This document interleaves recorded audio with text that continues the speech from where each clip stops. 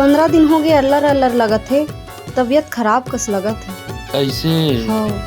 मोरी तबीयत हवेगा खराब बने कर देना बैगा महाराज। मोरी तबीयत हवेगा खराब बने कर देना बैगा महाराज।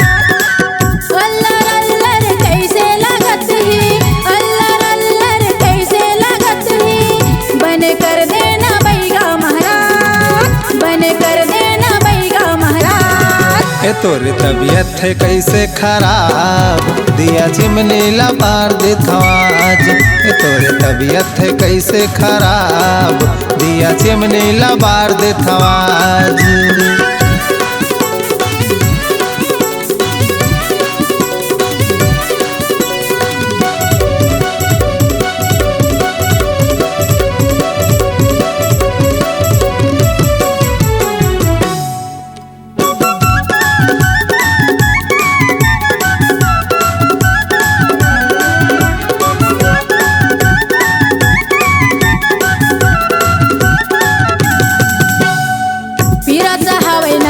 छटपटा थाऊंगा कबू डॉक्टर कबू बैगा कर जाथाऊंगा। फिर सहाय नहीं बड़ छटपटा थाऊंगा कबू डॉक्टर कबू बैगा कर जाथाऊंगा। ऐसे का तो तीर में बैठ देखान दे मोला।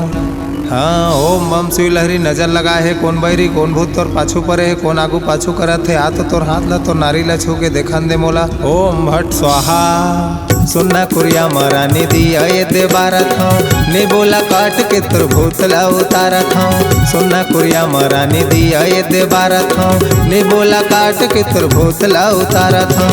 ए बनी कर देना बैगा में लोह तोरना, तन के दुखला में काला गा बता। बनी कर देना बैगा में लोह तोरना, तन के दुखला में काला गा बता।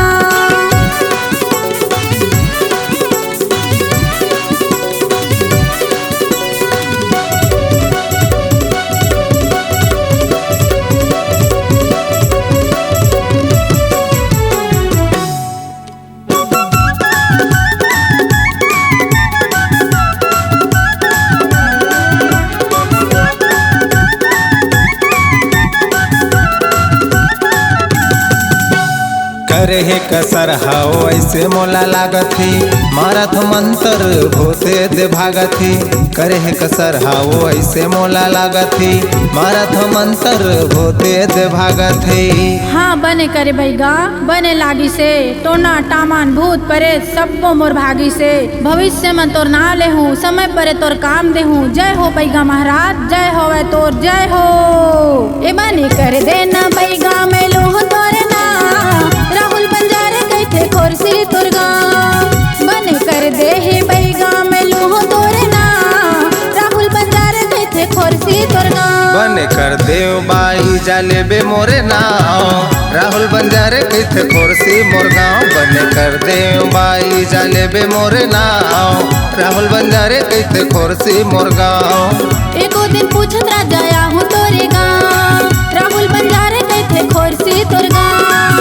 राहुल बंजारे कहते खोरसी मोर गाँव, एको दिन आबे रानी पूछत मोर गाँव।